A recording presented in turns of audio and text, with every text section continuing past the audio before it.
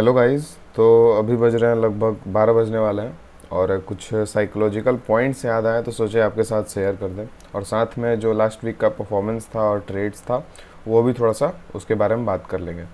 सबसे पहले तो कुछ लोगों को ट्रेडिंग में आने के बाद कई साल लग जाते हैं, ठीक है, 5 साल 10 साल, डिपेंड करता है लोगों पे। और कई सारे लोग 1 साल 2 साल 3 साल में ही काफ़ी अच्छा पैसा बनाने लगते हैं, ठीक है।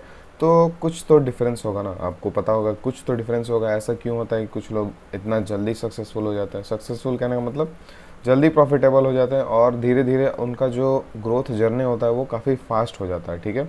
और कुछ लोग काफ़ी स्लोली ग्रोथ करते हैं या 5 साल 6 साल ग्रोथ ही नहीं करते हैं, ठीक है, या लॉस में ही रहते हैं। तो ऐसा क्यों होता है? तो इसका मेन रीज़न है साइकोलॉजी, ठीक है। साइकोलॉजी कहने का मतलब कि ट्रेडिंग में जिस तरीके का आपको माइंडसेट चाहिए, जिस तरीके का आपको साइकोलॉजी चाहिए, क्या वो आपने अपने अंदर खुद बिल्ड किया है या नहीं, ठीक है। ये सबसे बड़ा क्वेश्चन है। तो किस तरीके का साइकोलॉजी अगर हम बात करें तो कहने का मतलब कि साइकोलॉजी में आप कोई भी मान लीजिए कि स्ट्रैटेजी और ये सब तो हज़ारों आपको मिल जाएंगे, ठीक है, आपको ही पता होगा। तो कोई भी स्ट्रैटेजी को आप कितना मेहनत कर रहे हैं, ठीक है, मेहनत तो करना आपको पड़ेगा। ऐसे ही किसी का स्ट्रैटेजी आप लेके और इसमें ट्रेड नहीं कर सकते। आप उस स्ट्रैटेजी को कितना मेहनत कर रहे हैं, नया नया चीज़ कितना टेस्ट कर रहे हैं, ये सब से क्या होगा, कॉन्फिडेंस बिल्ड होगा, ठीक है। कॉन्फिडेंस बिल्ड होगा कि हाँ आपको मार्केट में कुछ पता है, ठीक है, कुछ सब कुछ तो नहीं पता लेकिन कुछ तो पता है, ठीक है, ये चीज़ आपको पता चलेगा। अब जब कॉन्फिडेंस बिल्ड होगा तो कॉन्फिडेंस क्या करेगा, आपको किस चीज़ में हेल्प करेगा कि किसी भी चीज़ में आप ट्रेड ले रहे हैं तो वो आपको कॉन्फिडेंस देगा कि हाँ ये चीज़ अगर सही में हम अगर टेस्ट किए हैं और इसका रिजल्ट अच्छा आ रहा है तो हम इसके साथ बने रहेंगे क्योंकि हमको कॉन्फिडेंस है, ठीक है। अब जब भी आप किसी चीज़ पे कॉन्फिडेंस रखते हैं, ठीक है, जब भी आप किसी चीज़ पे कॉन्फिडेंस रखते हैं और अपना रिस्क को जो है वो लिमिटेड रखते हैं, मतलब आपका रिस्क डिफाइंड है कि मेरा इतना ही रिस्क होगा, मेरा पर ट्रेड में या पर डे या पर मंथ में इतना ही रिस्क होगा, अगर डिफाइंड है तो आपको डर नहीं होगा, ठीक है। और जब आपको लूज़ करने का डर नहीं होगा तो समझिए कि आपको साइकोलॉजी आप मास्टर कर चुके हैं, ठीक है। तो यही मेरा मेन पॉइंट है कि आपको जो डर लगता है वो डर ख़त्म करना है। कैसे डर ख़त्म करना होगा? आपको टाइम देना मार्केट में आप टाइम देंगे, आपको कॉन्फिडेंस बिल्ड होगा और उस कॉन्फिडेंस के हेल्प से आपको अपना रिस्क जो है वो लिमिटेड रखना है, ठीक है, जितना आप ले सकें। और वो रिस्क और कॉन्फिडेंस का जब मिक्सचर लाएंगे तो आपका साइकोलॉजी बेस्ट बन जाएगा, ठीक है। तो मैंने कैसे इसको थोड़ा सा इलेबोरेट करते हैं। तो मैंने जैसे कोई भी आप स्ट्रैटेजी पकड़ते हैं उसको हम 3 महीना 6 महीना तक लगातार करते हैं। पहले मान लीजिए कि हम स्विंग ट्रेडिंग करते थे, ठीक है, मैक्सिमम। तो स्विंग ट्रेडिंग में जो भी मेरा स्ट्रैटेजी था उसको हम लगातार करते रहें, ठीक है। कुछ महीनों से हम ऑप्शन सेलिंग कर रहे हैं, ठीक है। तो ऑप्शन सेलिंग हम सेम स्ट्रैटेजी, ठीक है, सेम स्ट्रैटेजी सेम स्प्रेड का स्ट्रैटेजी हम लगातार करते रह रहे हैं क्योंकि हमको कॉन्फिडेंस है कि ये प्रॉफिटेबल है। अब ये जब प्रॉफिटेबल है तो हम इसको लगातार करेंगे तो हमको प्रॉफिट बना के देगा। और लास्ट मंथ में लगभग शायद 70% का प्रॉफिट दिया था लास्ट मंथ में, ठीक है। और इस वीक का भी हम अगर बात करें तो आपको भी शेयर करने वाले हैं। तो कहने का मतलब कि आप जो भी स्ट्रैटेजी फॉलो कर रहे हैं उसको फॉलो करते रहिए कॉन्फिडेंस के साथ। और एक भी रूल ब्रेक नहीं करना है, ठीक है। जो जो रूल उस स्ट्रैटेजी में फिक्स्ड है, ठीक है, वो रूल्स हमको डायरेक्ट फॉलो करना है, ठीक है। अब रूल्स हम लोग कैसे फॉलो करेंगे? मैंने ऑप्शन सेलिंग स्टार्ट किया था, ठीक है, सीखना था जब, तो लगभग काफ़ी अच्छा सीख चुका था। तो ज़्यादा लॉट से करता था ट्रेडिंग, ठीक है। फिर मैंने सोचा कि नहीं, हमको कॉन्फिडेंस और कंफर्टेबल नहीं हो पा रहे हैं। जब हम स्विंग्स देख रहे हैं, ठीक है, तो हम कंफर्टेबल नहीं हो रहा है। तो हमको 10-15 दिन में ही पता चल गया कि हम इस लॉट पे हम ट्रेड नहीं कर पाएंगे। सीधे हम एक लॉट पे आ गए, ठीक है, सीधे हम एक लॉट पे आ गए। अब एक लॉट पे मेरा मैक्स टू मैक्स लॉस होगा, मान लीजिए जितना एग्जांपल 4,000 5,000 लॉस होगा, उतना हम देख सकते हैं लॉस, ठीक है, उतना हम लॉस देख सकते हैं। और उतना लॉस देखेंगे तो हम जब ट्रेडिंग अपना ये लैपटॉप बंद करेंगे तो हमको याद भी नहीं रहेगा कि हाँ उतना लॉस हमको हुआ है, ठीक है। जो मिस्टेक होगा वो मिस्टेक साथ लर्न करेंगे लेकिन याद नहीं रहेगा ये इतना लॉस हुआ है, मतलब दिमाग पे उसको चढ़ा के नहीं रखेंगे, ठीक है। और रात को जब सोएंगे तो अच्छे से सोएंगे, इतना टेंशन नहीं होगा, ठीक है। तो जब ये चीज़ आपको ये डर नहीं है, ठीक है, जब खोने का डर नहीं है आपको, ठीक है, तो आपको जीतने से मोह नहीं होगा, ठीक है। ये एक कोई रील्स में हम देखे थे कि आपको जब खोने का डर नहीं है तो आपको जीतने से मोह नहीं होगा, ठीक है। तो आपको जितना आप लूज़ कर सकते हैं उस पे सबसे ज़्यादा फोकस कीजिए। वो जो लूजिंग को आप अगर लिमिटेड कर देंगे, तो उसको संभालना सीख जाएंगे, तो आपका साइकोलॉजी बेटर धीरे धीरे होता जाएगा। और स्ट्रैटेजी का बात करें तो आपको लगातार एक ही स्ट्रैटेजी को फॉलो करना है। एक हम ट्विटर पे एक स्टेटस भी डाले थे, और सॉरी ट्विटर पे, इंस्टाग्राम पे, कि कोई ट्विटर पे क्वेश्चन पूछा था कि प्रॉफिटेबल ट्रेडर को सबसे बड़ा चीज़ क्या चाहिए, मतलब सबसे मेन चीज़ क्या होता है कोई भी प्रॉफिटेबल ट्रेडर का।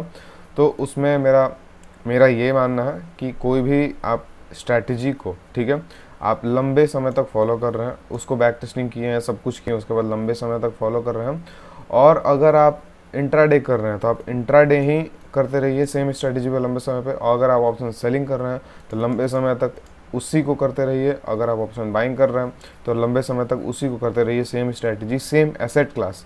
एसेट क्लास का क्या मतलब, अगर आप स्टॉक ट्रेडिंग कर रहे हैं तो सेम कीजिए, अगर आप स्विंग ट्रेडिंग कर रहे हैं तो सेम कीजिए, अगर आप इन्वेस्टिंग कर रहे हैं तो सेम कीजिए, अगर आप ऑप्शन ट्रेडिंग कर रहे हैं तो सेम कीजिए। इधर उधर भटकने का ज़रूरत नहीं है। अगर आप क्रिप्टो भी ट्रेड कर रहे हैं तो सेम कीजिए, उसको भटकने का ज़रूरत नहीं है। और यही आपको प्रॉफिटेबल ट्रेडर बनाता है, यही सबसे बेहतर खूबी होता है। आप किसी भी प्रॉफिटेबल ट्रेडर, किसी भी प्रोफेशनल ट्रेडर से जाके मिल जाइएगा और आपको यही क्वालिटी आपको सब में दिखेगा, ठीक है।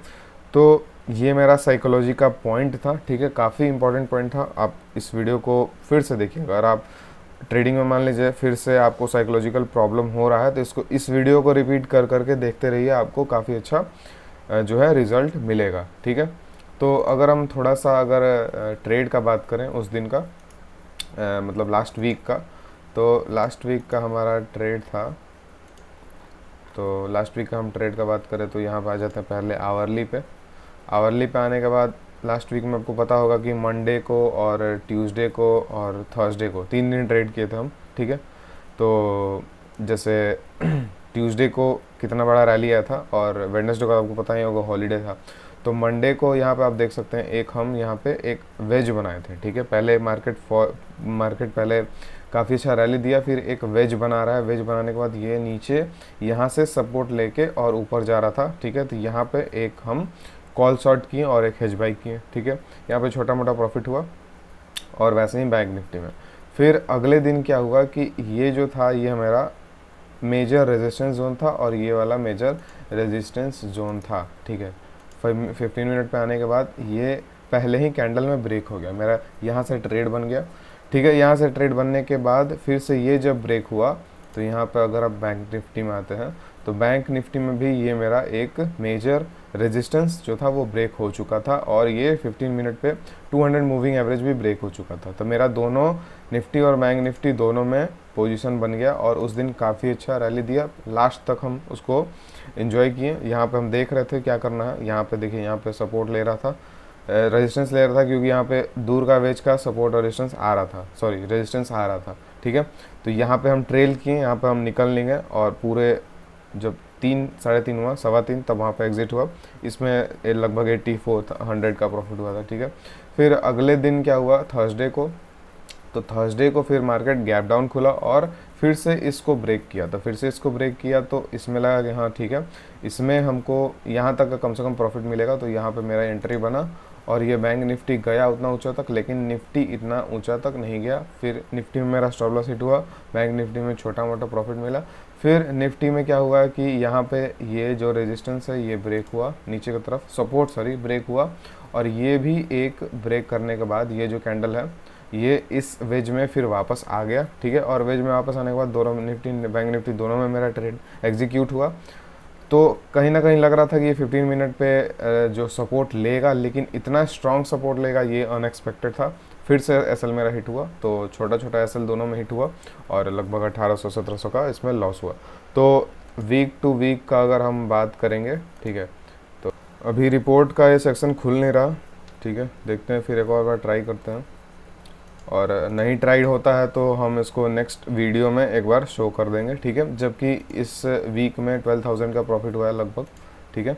12,000 अगर हम कैलकुलेट करें, ठीक है, तो 12,000 हमारा कैपिटल आपको पता होगा, वन लॉट में हम कितना यूज़ कर रहे हैं, 12,000 लगभग 1.25 लाख का हम यूज़ कर रहे हैं, तो लगभग 10% का आता है वीक का, ठीक है। तो अगर आप साइकोलॉजी सही कर लेंगे, ठीक है, और उतना ही से ही ट्रेड करेंगे जितना आप कंफर्टेबल हो, ठीक है, तो 10% अ वीक भी पॉसिबल है अगर ट्रेंडिंग डे मिलता है तो, ठीक है। तो ये नेक्स्ट वीडियो में हम एक बार शो कर देंगे, अभी काम नहीं कर रहा है। चलिए, इस वीडियो के लिए इतना ही था, अगले वीडियो में मिलते हैं। Thank you.